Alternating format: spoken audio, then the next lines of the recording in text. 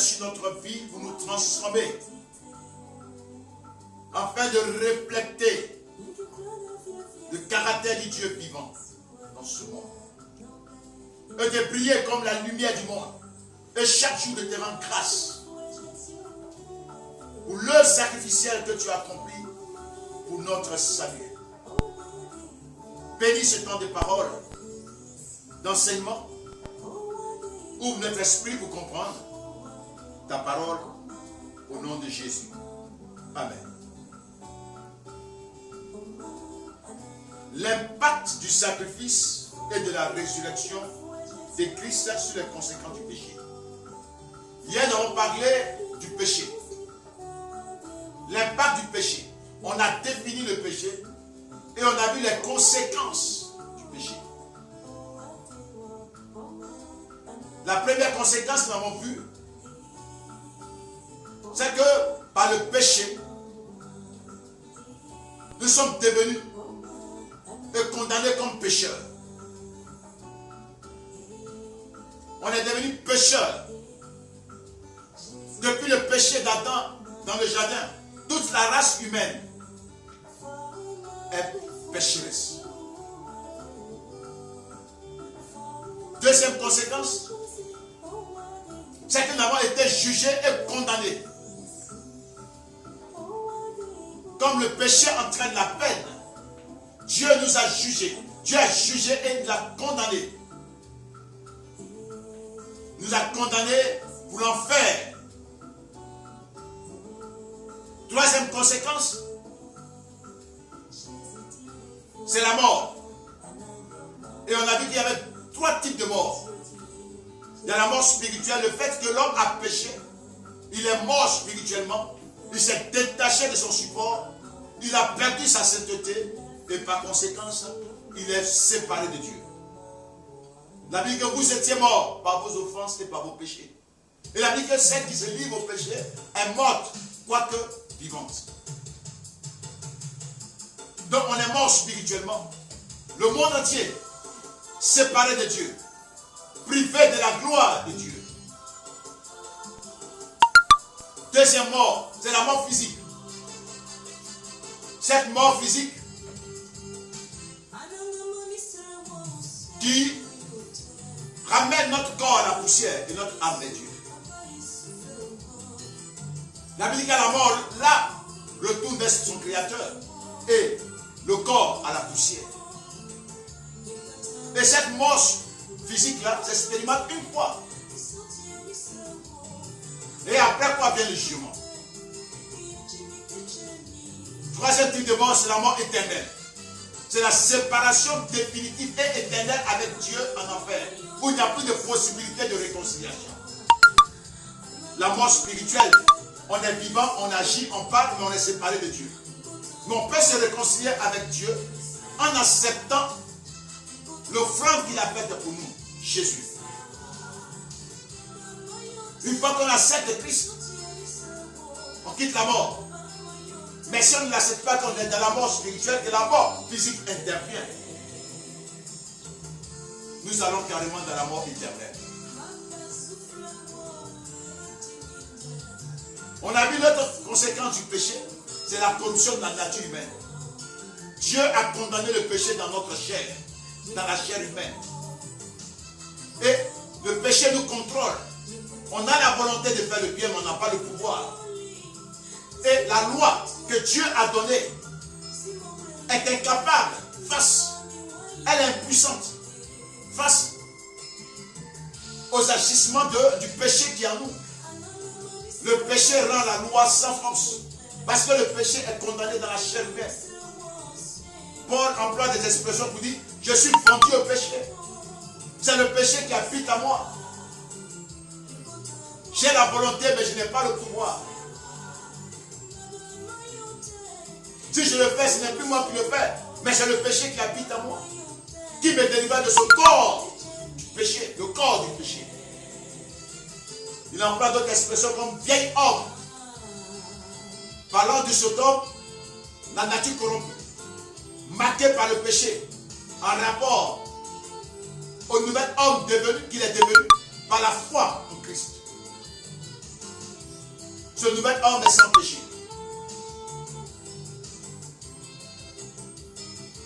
Aujourd'hui, nous parlerons de l'impact du sacrifice et de la résurrection de Christ sur les conséquences de tous ces péchés. Voyons en premier point le thème, le point suivant. Le sacrifice de Christ, un seul, unique et suffisant pour le salut de l'humanité. Pourquoi la mort de Jésus, son sacrifice, serait-il le seul et unique sacrifice maintenant et qui est pleinement suffisant pour nous accorder le salut?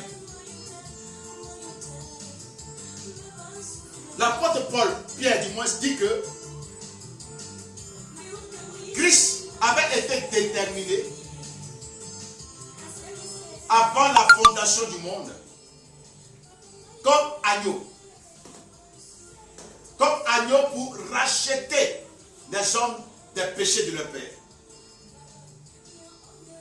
Nous avons déjà vu cela, nous allons relire cela dans 1 Pierre chapitre 1, le verset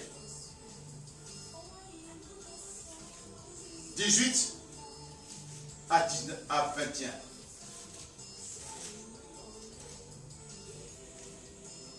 Voilà ce qu'il est dit.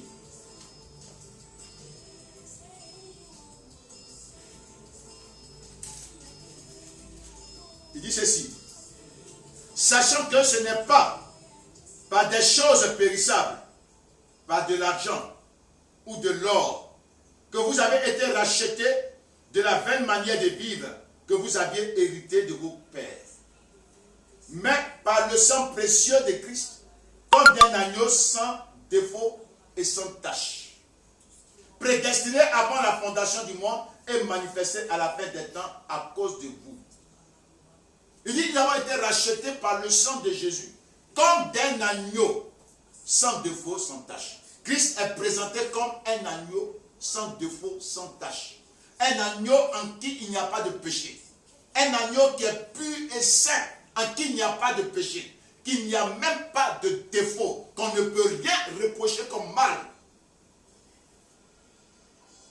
Et il dit, il a été prédestiné avant que Dieu ne fasse le monde. Dans la pensée éternelle de Dieu, Dieu avait déterminé que Christ viendrait sauver le monde. Il avait déjà préparé Jésus, l'agneau de Dieu. Jean, le prophète, le présente Jésus dans Jean le chapitre 1 verset 19, dans l'évangile de Jean chapitre 1 verset 19, comme l'agneau de Dieu qui ôte le péché. Cette expression de l'agneau de Dieu qui ôte le péché, bien aimé, est révélateur. En indiquant Jésus, ou même désignant Jésus comme l'agneau de Dieu, il fait un rapprochement entre l'agneau qu'ont sacrifié les Juifs, qui les a délivrés, leur prévenus, de l'exterminateur. Mais cet agneau-là est un animal quelconque que Dieu a désigné par Moïse, qu'Israël offre chaque famille pour sa maison et prenne de son sang pour l'imbiber sur les linteaux de leur porte afin d'échapper à l'ange exterminateur.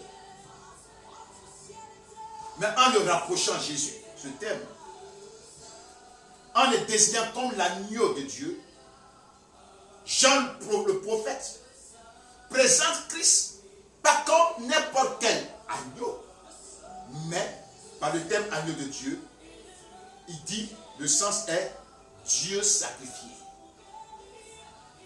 Cet agneau de Dieu, c'est l'agneau, c'est Dieu sacrifié. L'agneau de Dieu selon Jean-Baptiste aussi, c'est le sacrifice que offre Dieu lui-même pour enlever le péché. Donc Jésus est Dieu sacrifié pour enlever le péché.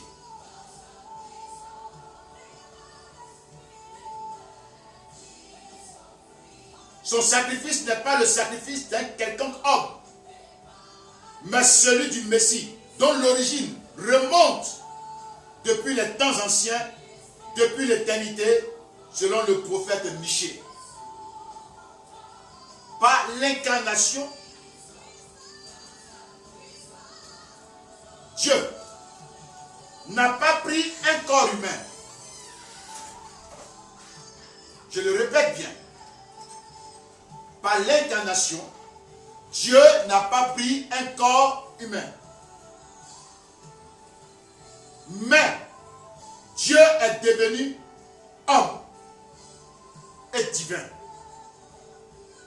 C'est-à-dire que le divin est devenu homme et non pas qu'il ait pris un corps humain. Il n'a pas non plus emprunté un corps. C'est comme il pouvait le posséder et puis pouvait s'en extraire à un moment donné. Mais il s'est fait, selon l'évangéliste Jean, l'apôtre Jean, il s'est fait chair. Et cela pour toujours. Il est devenu homme. C'est le divin devenu homme. C'est lui qui a souffert à la croix et est ressuscité d'entre les morts. C'est ce divin. Ce n'est pas la partie humaine seulement. Et que le divin en était écarté pendant les souffrances à la croix. Mais le divin devenu humain, c'est lui qui était entier sur la croix.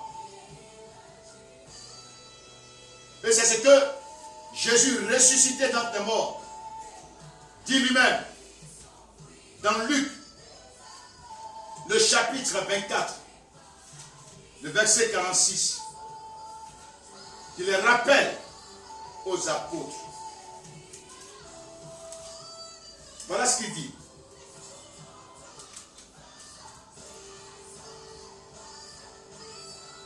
Il a dit, ainsi il est écrit que le Christ souffrirait et qu'il ressusciterait des morts le troisième jour.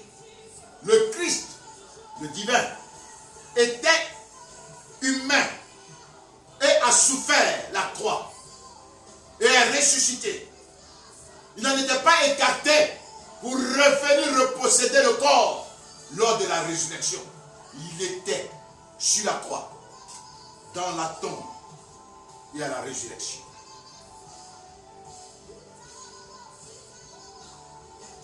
Sur la croix, c'était Dieu fait chair, qui était sacrifié, et non la chair seulement, que le divin serait revenu posséder à la résurrection. L'agneau de Dieu, c'est Dieu sacrifié pour nous. Quel autre sacrifice qu'on pourrait faire en dépit de celui que le divin, le Dieu, qui est la parole, qui était au commencement, qui est Dieu, par qui toute chose a été faite, la parole qui est la lumière de ce monde, qui est venue dans le monde, la parole qui est faite chair. Quel sacrifice peut remplacer et sera plus grand que la parole de Dieu qui est faite chair? Ce n'est pas la parole d'un ange donné. Ce n'est pas la parole d'un prophète. On dit la parole était au commencement. La parole était Dieu. La parole était avec Dieu. Tout a été créé par la parole. Elle était la vie et la lumière du monde. La Bible dit, il y a eu un homme venu. Il n'était pas la lumière, son nom était Jean. Mais tous ceux qui ont reçu la lumière, la parole devenue Dieu, qui est Dieu, ont reçu le pouvoir de devenir enfant de Dieu. Donc ce n'est pas la parole d'un ange de devenir chair. C'est le divin qui est devenu homme. Ce n'est pas la parole d'un ange. Parce que lors de sa conception, même l'ange qui parlait à Marie a dit, l'Esprit de Dieu viendra en toi. Et c'est pourquoi le Saint-Enfant qui naîtra de toi sera appelé Fils de Dieu. Il n'a pas dit c'est ma parole qui viendra à toi. Il dit l'Esprit de Dieu. Le Saint-Esprit qui est descendu à la Pentecôte, que Dieu donne aux prophètes pour parler. C'est cet esprit qui était au commencement lorsque Dieu a fait les choses de la terre, que la terre était informe et vide, et qui planait sur toute la terre. C'est cet esprit-là, ce divin-là, qui est devenu chair. Dieu est devenu chair.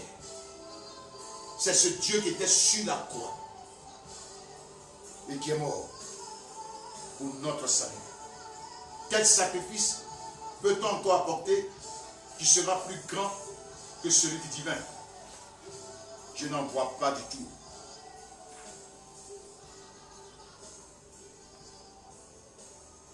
La Bible nous dit, en Hébreu, le chapitre 1,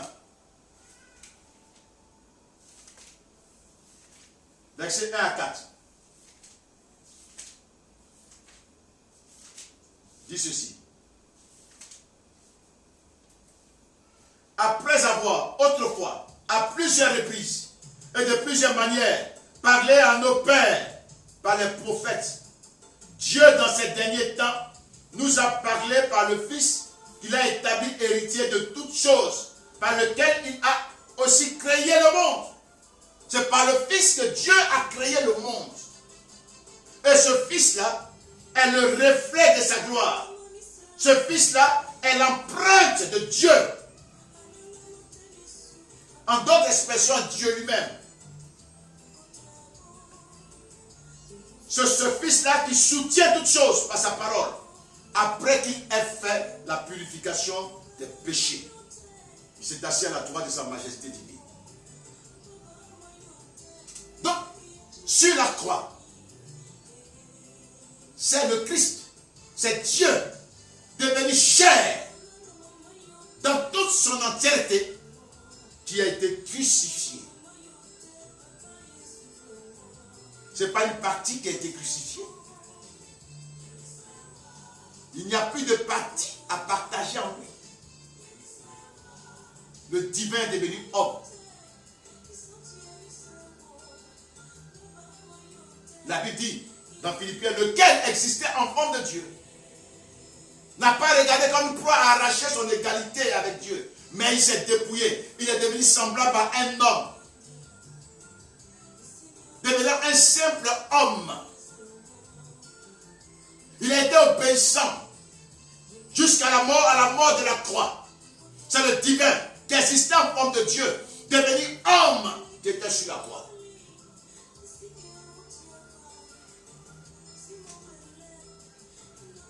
En dehors de son sacrifice, le Créateur, par qui le Père a tout créé, quel autre sacrifice peut être plus grand pour sauver les hommes? Quel autre moyen peut-il apporter le pardon des péchés? La Bible dit, c'est le supérieur qui bénit l'inférieur. L'inférieur est béni par le supérieur. Notre supérieur de l'homme, c'est Dieu. L'homme est fait à l'image de Dieu, à l'image de ce Dieu créateur. C'est ce supérieur qui est devenu homme pour le sauver. C'est lui seul qui peut le sauver.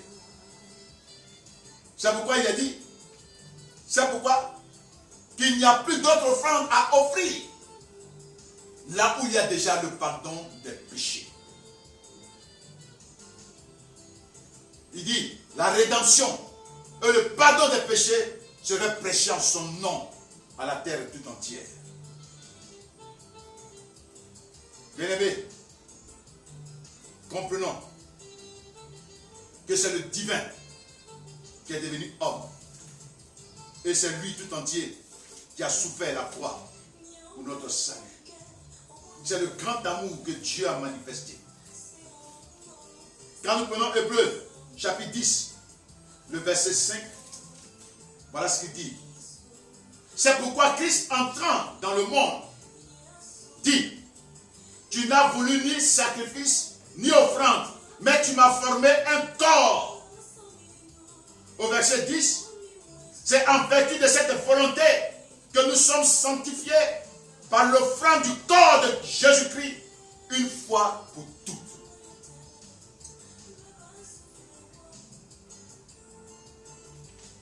Dieu, le divin, devenu chair, était sur la croix, a souffert pour notre salut. C'est pourquoi là où il a obtenu la rédemption et le pardon des péchés, il n'y a plus d'autres sacrifices que d'autres voies pour obtenir le pardon et la rédemption. Ça n'existe plus. Seul dans son sacrifice. Quel est l'impact de son sacrifice sur les conséquences du péché? Le premier, c'est que le prophète Jean dit que voici l'agneau de Dieu qui ôte le péché. Or, quand on parle du péché, on désigne le contrôle du péché sur l'homme. Cette expression, le péché du monde, désigne la nature corrompue que le monde a hérité d'Adam, qui nous rend esclaves du péché. Le péché que Dieu a condamné dans la chair nous rend incapables d'obéir à Dieu. Selon Romains chapitre 8, verset 3, où il est dit ceci: chose impossible à la loi, car le péché le rendait sans force. Voilà. Car chose impossible à la loi, parce que la chair la rendait sans force.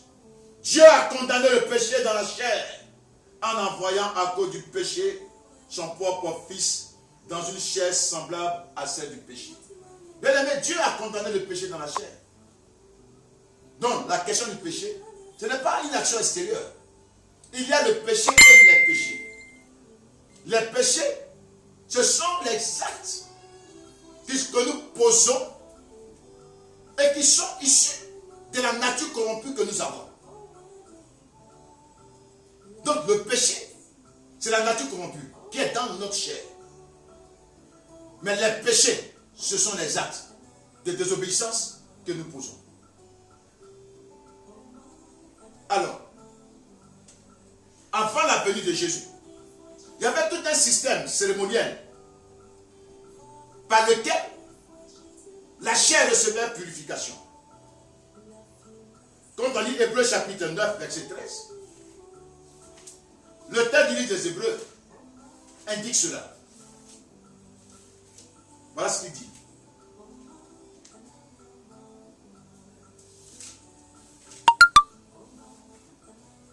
Hébreux chapitre 9, verset 13.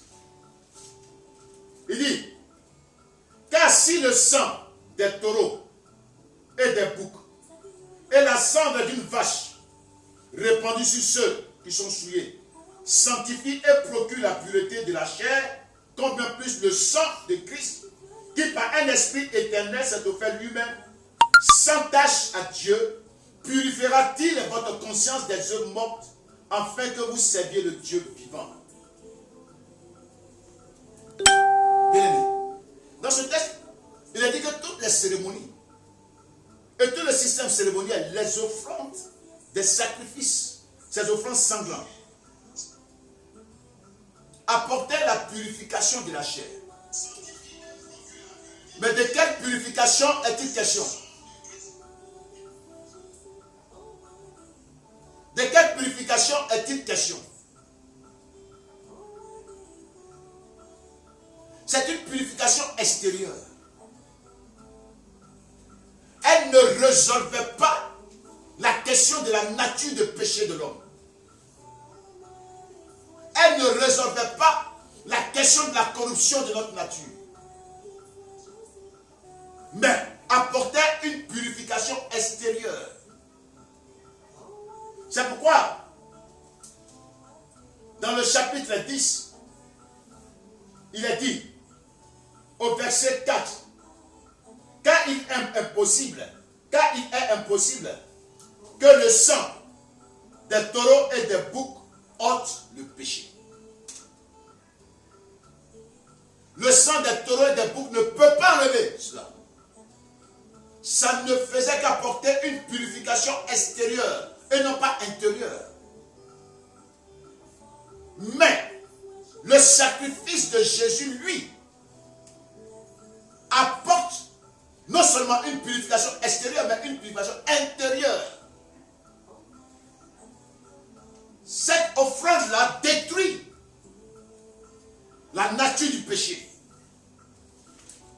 Dans Romains, le chapitre 6, verset 6, il est écrit ceci.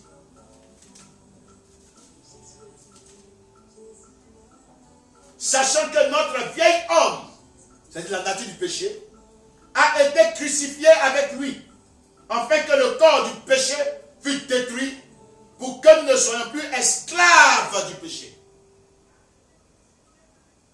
Ce corps du péché nous rendait esclaves.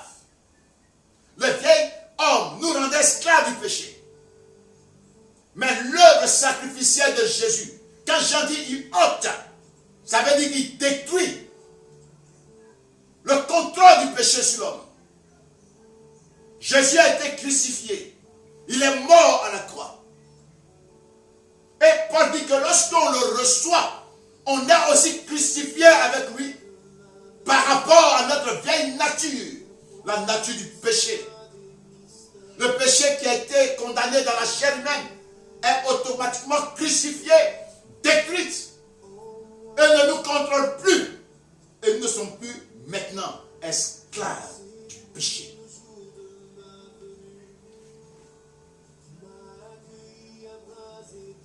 Seul le sacrifice de Jésus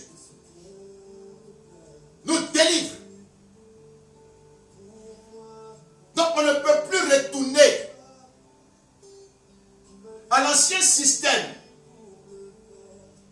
qui ne sauve pas, qui n'apportait que la purification extérieure et non pas intérieure. Mais par le sacrifice de Jésus, nous sommes sauvés une fois pour toutes. On est délivrés du péché, de son contrôle, de son pouvoir sur nous. On est libérés de la servitude du péché. On n'est plus esclaves pour nous adonner, pour nous livrer du péché.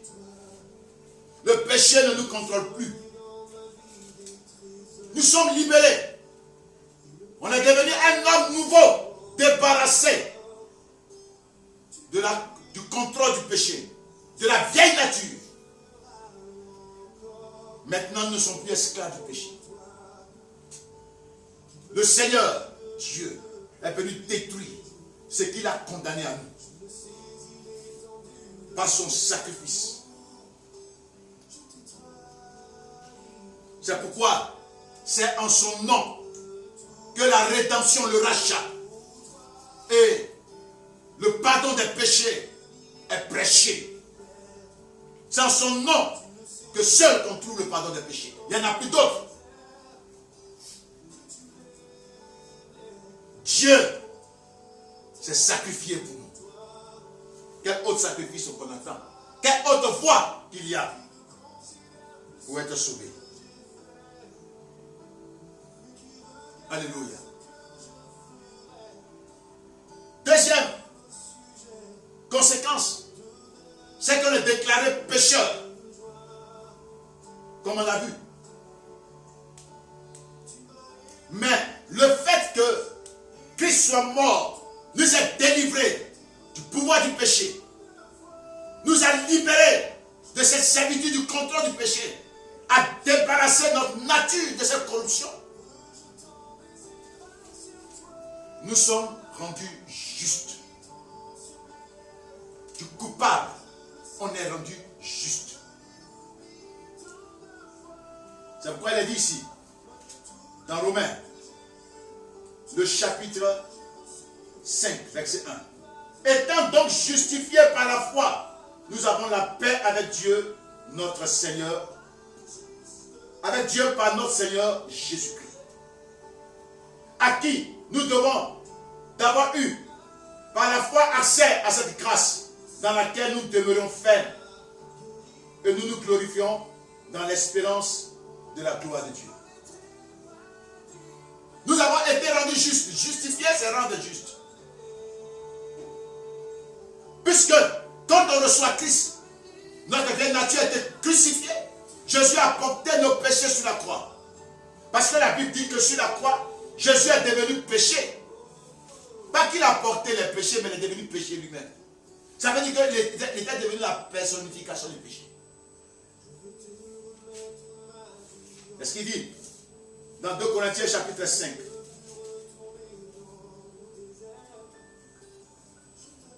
Le verset 21. Lui, celui qui n'a pas connu le péché, il l'a fait devenir péché pour nous, afin que nous devenions en lui justice de Dieu. Ça veut dire quoi, bien-aimé? Ça veut dire que Christ sur la croix, non seulement portait nos péchés, mais est devenu péché. C'est-à-dire que là, sur la croix, il était la personnification du péché. Il a pris ça. Lui qui n'a pas connu de péché est devenu péché. Pour toi et pour moi. Pourquoi? Pour que nous recevions la justice de Dieu. Dieu l'a condamné. Il est devenu péché. Le péché qu'il a condamné dans notre chair, Jésus l'a pris. Et tous nos péchés, il les a pris en même temps. Le crucifiant à la croix. Lui qui n'a pas connu le péché est devenu péché pour nous. Pour que nous devenions justice de Dieu.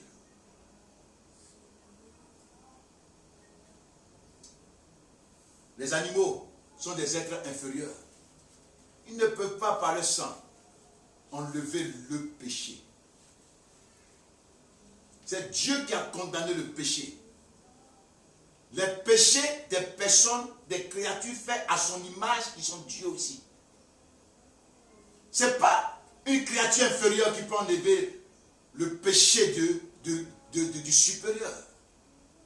Il faut Dieu lui-même qui s'est sacrifié, devenant homme, devenant chair, s'est sacrifié pour enlever ce qu'il a mis en toi en te condamnant. Le péché. Il dit c'est pour cela que Dieu a envoyé son Fils dans un corps semblable au nôtre. Jésus est l'image du Dieu invisible, l'image parfaite de Dieu. C'est lui seul, le premier-né, qui pouvait nous sauver du péché. C'est le supérieur. Il nous a rendus justes. Étant dit, normalement justifié par la foi en lui, c'est normal que la troisième conséquence, qui est la condamnation pour l'enfer, soit aussi enlevée. Puisque c'est à cause du péché que nous avons été jugés condamnés, coupables. Dieu enlevant le péché, nous rendant justes, il n'y a plus de raison que nous soyons condamnés pour l'enfer. C'est pourquoi l'apôtre Paul dit, il n'y a plus de condamnation pour ceux qui sont en Christ. Voilà ce qui est écrit. Il y a, Romains chapitre 8, verset 1, il n'y a donc maintenant aucune condamnation pour ceux qui sont en Jésus-Christ. Alléluia. Il n'y a maintenant aucune condamnation pour ceux qui sont en Jésus. Dieu nous a libérés de cette condamnation pour l'enfer. C'est pourquoi nous ne connaîtrons pas la mort éternelle. Dieu nous a délivrés. Jésus a tout pris sur lui. La Bible dit, quand il était sur la croix, il a déchiré l'ordonnance dont les actes prévalaient contre nous, qui nous accusaient, qui nous rendaient coupables. Jésus a tout déchiré. Il nous a justifiés. Étant devenu juste, il nous a libérés de la condamnation. Car il s'est fait condamnation pour nous-mêmes, pour que nous soyons libres. Jésus lui-même le dit dans Jean, le chapitre 5. Voilà ce qu'il dit à partir du verset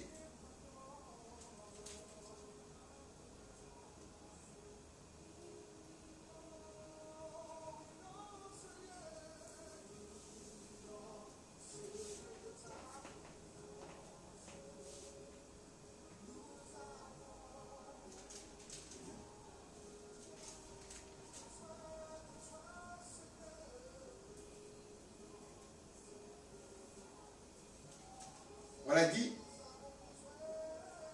celui qui croit en moi et qui croit en celui qui m'a envoyé à la vie éternelle. Il est passé de la mort à la vie. Il ne viendra point en jugement. Celui qui croit en lui passe de la mort à la vie. Il ne connaîtra point le jugement. Pourquoi? Parce qu'il a été jugé pour notre salut, pour notre délivrance. Bien-aimé, la mort du Christ nous délivre. Comme le dit Christ lui-même dans Jean chapitre 5, verset 24. En vérité, je vous le dis, celui qui écoute ma parole et qui croit en celui qui m'a envoyé à la vie éternelle, il ne vient point en jugement, mais il est passé de la mort à la vie. Quel est l'impact de Christ, de la mort de Christ et sa résurrection sur la conséquence de la mort, du péché qu'est la mort? La Bible dit que le Seigneur Jésus, quand il est mort pour nos péchés. Quand il est revenu à la vie, c'est pour que nous vivions. Et il dit que celui qui croit en lui passe de la mort à la vie. Quand on reçoit le Christ, on sort de la mort spirituelle et on quitte la mort éternelle et nous recevons la vie. Même si on doit expérimenter la mort physique, mais au son de la trompette, nous reviendrons à la vie et nous serons avec le Christ pour toujours. Par sa mort et sa résurrection, il nous délivre de la mort spirituelle. Il nous réconcilie avec Dieu. Il nous apporte la paix avec Dieu. Sa mort nous réconcilie. Sa mort nous fait sortir de la mort spirituelle et éternelle. Il n'y a plus de condamnation pour nous. Bien-aimés, nous quittions les ténèbres pour passer à la lumière. Il nous donne la vie de par sa mort. La Bible dit que sa mort nous libère. Sa mort à la croix est une victoire sur le monde des ténèbres. Le péché l'a rendu esclave, mais aussi esclave de Satan et ses démons. Mais quel est l'impact de la mort de Jésus sur la domination des démons, des esprits impurs, du règne des ténèbres sur nos vies? Dans Colossiens, le chapitre 2, verset 14, on va lire.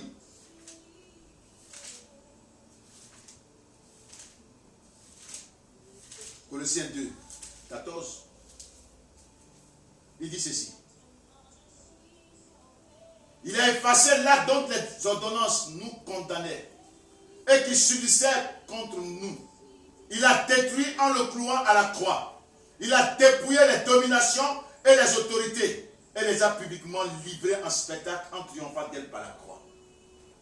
Le Seigneur a dépouillé les dominations, il a dépouillé les autorités, les principautés, les mondes des ténèbres et les a publiquement livrées en spectacle. Par l'œuvre sacrificielle de Jésus, par son œuvre sacrificielle, Jésus a vaincu les dominations. Il a vaincu Satan et ses démons. Il a vaincu les puissances des ténèbres. Il a vaincu les puissances de la sorcellerie. Il les a tous dépouillés. Il les a arrachés des pouvoirs. Il les a réduits à leur vile expression. L'auteur du livre des Hébreux dit ceci.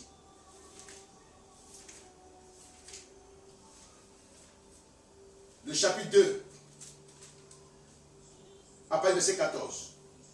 Il dit ainsi donc, puisque les enfants participent au sang et à la chair, il y a également participé lui-même, afin que par la mort, il anéantisse celui qui avait la puissance de la mort, c'est-à-dire le diable, et qui délivra tous ceux qui, par crainte de la mort, étaient toute leur vie rendus, retenus dans la servitude, dans l'esclavage. Le Seigneur a dépouillé, il a détruit le diable, celui qui a le pouvoir de la mort, par sa mort. Il a détruit, il a vaincu ses principautés. C'est semblable un peu, en parallèle. La Pâque juive était sur le jugement des divinités égyptiennes. Mais la Pâque chrétienne, c'était aussi le jugement du prince de ce monde des ténèbres. Et Jésus l'a dit dans Jean le chapitre 12. Il dit, maintenant a lieu le jugement de ce monde. Le prince des ténèbres sera jeté dehors. À la croix, il a jeté dehors. À la croix, il a dépouillé. À la croix, il a arraché le pouvoir de la mort. À la croix, il a rendu à sa vile expression l'œuvre de la croix de Jésus. Son sacrifice solutionne tous les problèmes que les hommes ont connus avec Dieu. Il est notre Rédempteur, notre salut. La Bible dit que le dernier ennemi qui va être vaincu, c'est la mort. Aucun prophète n'a vaincu la mort, n'est revenu à la vie. Aucun. Il y a eu des résurrections des morts par des prophètes qui ont ressuscité des morts. Même les os séchés, entrant en contact avec un mort, le mort est revenu à la vie. Mais les os étaient toujours séchés. Le corps était toujours dans la tombe. Mais lui, non seulement a ramené les morts à la vie, mais lui-même est mort et est ressuscité. Jésus a vaincu la mort. Et lui seul peut délivrer les hommes de la mort. Il a vaincu la mort, le dernier ennemi. Il a triomphé en ressuscitant contre la mort. Ce n'est pas par la résurrection qu'il a vaincu Satan et ses démons. C'est par la croix. C'est par la crucifixion qu'il les a vaincus. Qu'il a vaincu tout ça. Mais la mort, il a vaincu par la résurrection. La résurrection était l'approbation de Dieu de l'œuvre accomplie par le Christ. Le Père approuvait son œuvre. Elle était parfaite. C'est elle, cette œuvre-là qui sauve l'humanité. Et le Père l'a glorifié, l'a démontré en le ramenant à la vie, en le ressuscitant. Et par cette résurrection, il déclare qu'il était effectivement son fils. Selon l'apôtre Paul, dans Romains, le chapitre 1. Quel verset qu'on va lire, fini. Il dit, est déclaré fils de Dieu, avec puissance, selon l'esprit de sainteté, par sa résurrection d'entre les morts, Jésus notre Seigneur. Romains 1, verset 4. Il est déclaré, certifié, confirmé. Dieu réaffirme qu'il est son fils quand il le ressuscite, fermant la bouche à tous ses détracteurs, montrant que c'est lui le Messie, le Sauveur.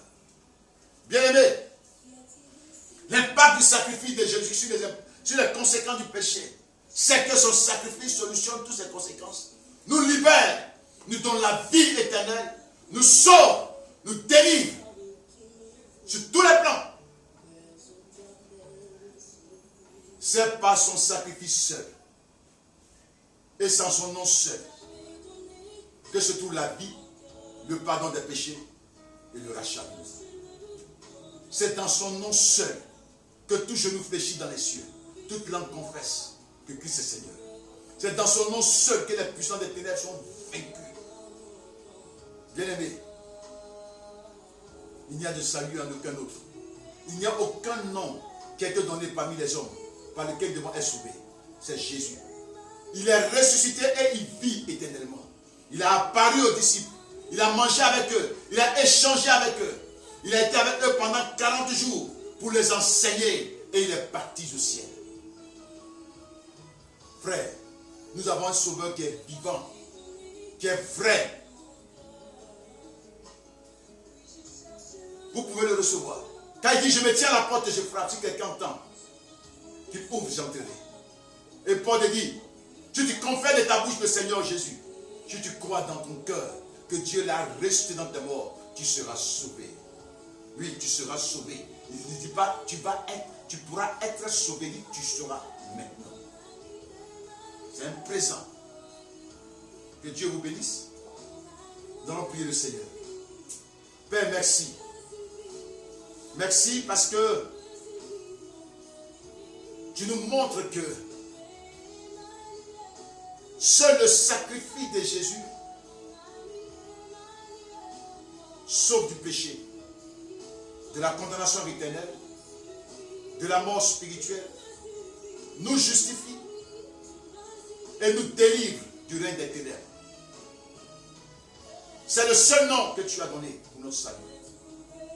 Tu nous révèles que Christ à la croix, c'était Dieu sacrifié à la croix pour nous. Que l'expression de Dieu, c'est Dieu sacrifié. La parole devenue chair, homme, pleinement Dieu, le divin, dans son entièreté. D'homme et Dieu était sur la croix pour nous.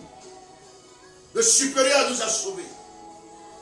Nous a accordé la bénédiction du salut.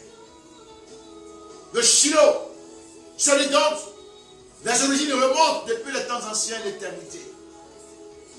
Lui nous a rachetés, nous a délivrés de la condamnation éternelle. Écoute la prière que te font toutes ces personnes qui nous suivent, qui t'invitent dans le cœur. Bien-aimé, réponds, prie avec moi et répète.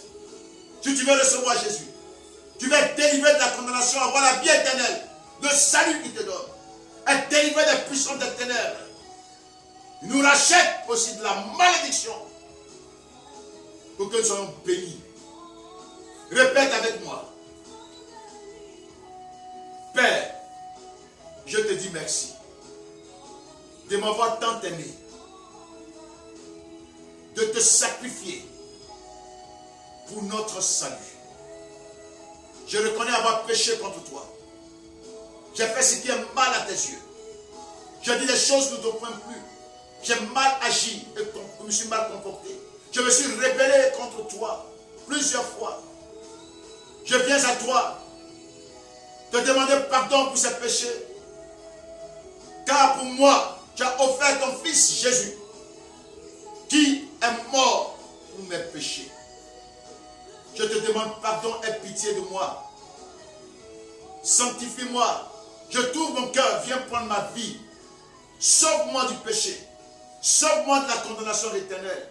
Délivre-moi. Et fais de moi une nouvelle créature. Un enfant de Dieu. Que la gloire te revienne, Seigneur. Ne me rejette pas. Reçois-moi dans ta grâce immense et dans ta miséricorde incommensurable. Au nom puissant de Jésus-Christ, j'ai prié. Amen. Que le Seigneur vous bénisse, qu'il vous accorde sa paix. Nous sommes là encore demain et nous aborderons un autre sujet concernant toujours la Pâque, pour que nous comprenions bien cette Pâque que Dieu, depuis l'éternité, avait déjà destinée pour que cela se réalise et qui s'est réalisé pour la gloire de son nom. Que Dieu vous bénisse.